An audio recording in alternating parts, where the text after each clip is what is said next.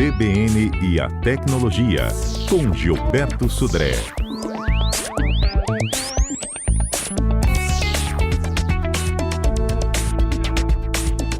Ei, Gilberto, vamos começar falando aí do fim do suporte ao Windows 10. Bom dia para você e feliz dia do professor.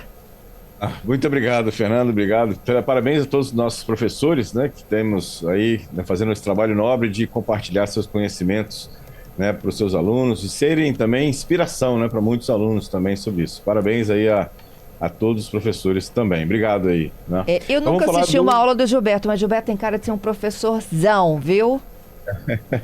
Eu gosto, viu? É uma missão de vida, eu gosto bastante. Não é, Gilberto? Daqueles que não vai embora, não desiste do aluno, né? Exatamente. Já salvei algumas almas aí pelo caminho, viu? Que legal. Muito bom, muito bom. E essa história do Windows 10? A gente vai deixar de ter? Então, Fernanda, exatamente. Desde ontem, né, dia 14 de outubro, a Microsoft anunciou que ia acontecer o fim do suporte do Windows 10, né?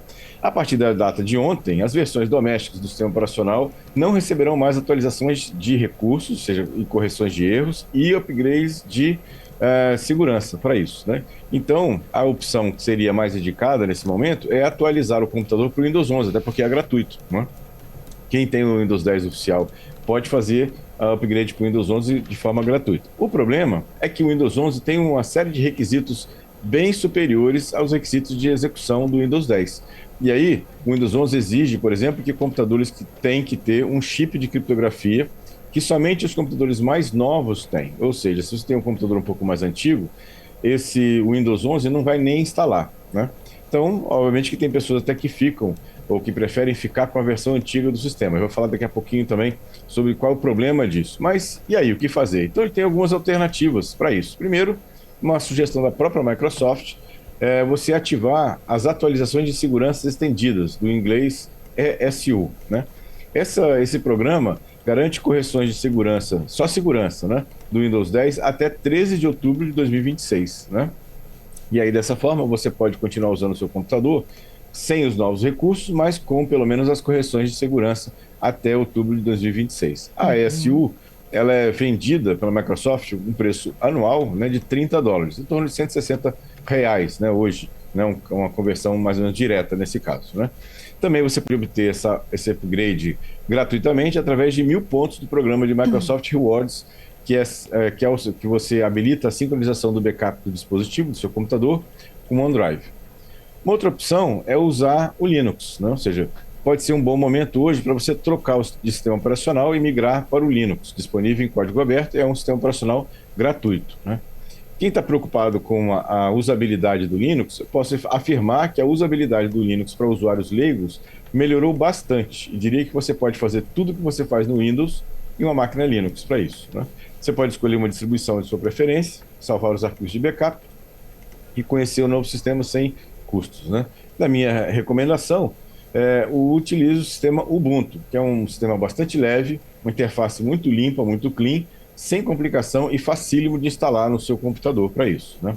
Vale destacar que muitos aplicativos do Windows já foram migrados, ou tem uma versão para o Linux. Então, ou seja, vai ser muito simples de você migrar suas coisas, né, que você faz no Windows para o ambiente do Linux para isso. Tem algumas dificuldades em relação aos jogos, né, que é o único ponto que talvez o Linux ainda não tenha total compatibilidade com os aplicativos do Windows, mas no resto todo de automação de escritório, navegação na internet, né? Tudo isso você tem opções no caso do Linux, né? Para isso, né? Pra isso.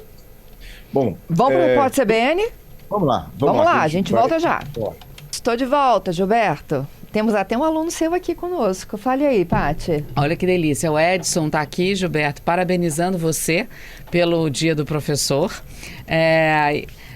Gostaria de parabenizar o professor Gilberto, que me deu aula no IFES da Serra, mandando palmas aqui para você, e ele aproveitando também, te perguntando quais distribuições do Linux ele recomenda para os iniciantes.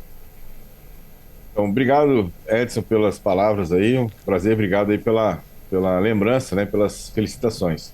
Em relação às distribuições do Linux, a minha sugestão para quem está iniciando é o Ubuntu, porque ele tem uma interface simples, leve, né? Você pode instalar uma máquina até vai consumir menos recursos que o Windows 10 nesse caso, e você vai poder fazer basicamente tudo que você faz em geral, né? No caso do Windows, no Linux também, no Ubuntu. E muito fácil de instalar também. Ele já reconhece todo o hardware da máquina, já baixa os drivers necessários.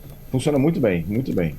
O Giovanni Abranches até diz que vão migrar para o Linux, gente. Desde 1999 ele é apaixonado pelo sistema. O Gilberto só usa Linux, né, Gilberto? Só uso Linux. Todos os meus computadores em casa aqui são Linux. Eu tenho um computador que tem Windows, que tem algumas ferramentas de forense que só rodam em Windows, mas todos os outros meus computadores aqui em casa são com Linux. Para isso. A Evânia está aqui falando que o computador da empresa onde ela trabalha tinha um Windows 10 e atualizou para o 11. Ela disse que aí ficaram os dois rodando, o Windows 10 e o Windows 11. Ficou muito lento, algumas coisas não funcionaram.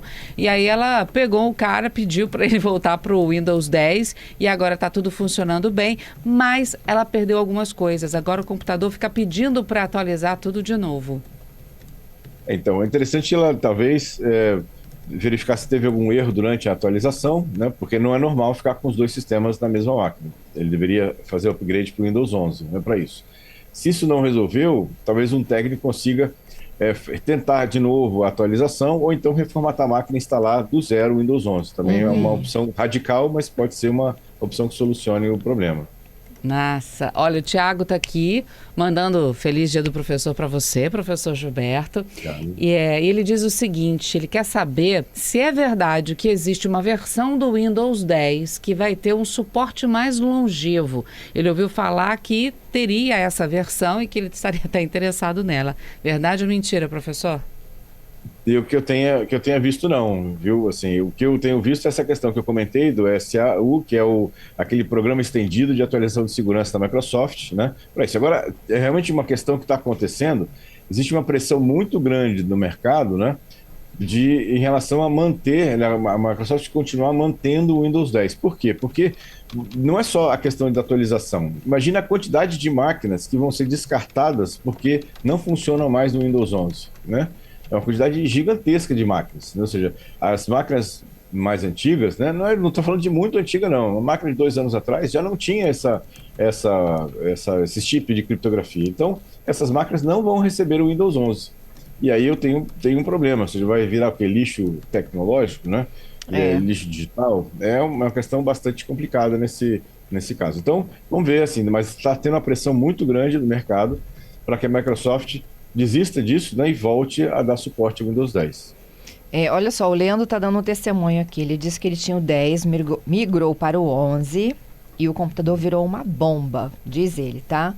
E mesmo tendo um bom computador com a configuração boa, desfiz, voltei para o 10, ou seja, estou off a partir de agora, né? Exatamente. Então, assim, essa é uma questão interessante, meu Fernando, duas perguntas que sempre me fazem. Tipo, o Windows 10 vai parar de funcionar, né? E eu posso usar o Windows 10 sem suporte? Bem, o Windows 10 não vai parar de funcionar, você vai continuar podendo usar o seu Windows 10 após o final do suporte, né? O sistema não vai parar, mas é uma medida, na minha visão, arriscada. Por quê? Com o tempo, alguns aplicativos podem deixar de ser compatíveis com a versão 10 do sistema da Microsoft.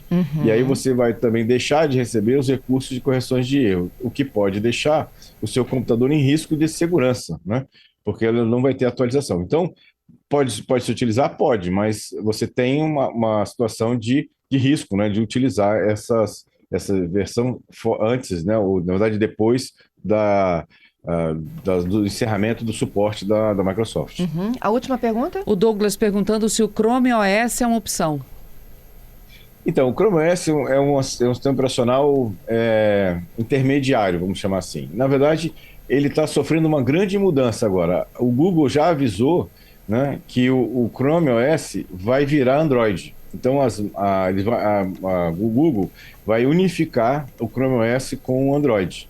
E aí, então, você vai ter nos computadores que rodam Chrome OS hoje, vai rodar Android, exatamente o sistema operacional dos celulares, né? Ou seja, que é um sistema operacional bastante robusto, né? Hoje já provou bastante robusto para isso, porque o Google é ruim para ela manter 2 sistemas operacionais, né? Chrome OS e o Android. Então, ela vai unificar tudo.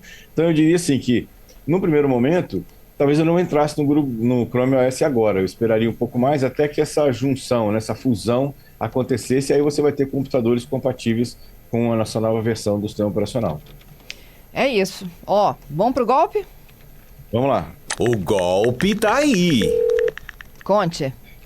Muito bem, Fernanda. O golpe dessa semana é um ataque hacker ao WhatsApp, com foco, e olha só, foco especificamente no Brasil. Ou seja, a empresa de cibersegurança Trend Micro identificou um novo vírus usado em ataques cibernéticos batizado de Sorvepotel. Sorvepotel, um nome bem diferente aqui, né? Basicamente, o alvo são usuários de WhatsApp Web e essas vítimas recebem mensagens, por exemplo, como boletos de banco, confirmação de pagamento, no formato zip. Quando elas abrem esses arquivos dentro do seu computador, que agora o alvo são computadores por causa do WhatsApp Web, na verdade o vírus ele se manifesta. Então ele pode roubar informações sensíveis dos usuários, nas senhas de banco, por exemplo, e ele é capaz de mandar mensagens para os seus contatos, né, para isso, para espalhar ainda mais o vírus em relação a isso. Uma questão interessante é que, além de você ser vítima do vírus, você tem um outro problema. Como o vírus está mandando um monte de mensagens iguais para um monte de gente, né, o WhatsApp pode identificar aquilo como um spam e bloquear ou até suspender completamente a sua conta. Então, além de você foi vítima do vírus, você ainda perde a sua conta do WhatsApp. Então, muito cuidado em relação a isso. Cuidados que você deve ter: desativar o download automático do WhatsApp, restringir downloads em dispositivos que são corporativos, nesse caso, desconfiar de mensagens que pedem permissões no navegador, né, já que é o WhatsApp Web, né, então ele vai pedir esse tipo de permissão, então você tem que desconfiar, e confirmar com a pessoa que supostamente mandou esse arquivo para você, por outro meio, como telefone ou pessoalmente, se aquele arquivo foi realmente enviado por ela, se não foi, talvez, infelizmente, esse seu colega, ele já foi uma vítima, então ele tem um vírus no computador dele, que está fazendo essa propagação de vírus para outros contatos que ele tem. Então, cuidado aí com mensagens que tenham arquivos de zip e anexos no WhatsApp Web. É isso, Gilberto. Já te espero na próxima sexta, inclusive já com perguntas dos nossos ouvintes para você, tá? Tô te mandando tudo. Muito bom. Obrigado, Fernanda. Obrigado aos nossos ouvintes pelas muitas participações, pelas felicitações. E até sexta-feira com mais tecnologia.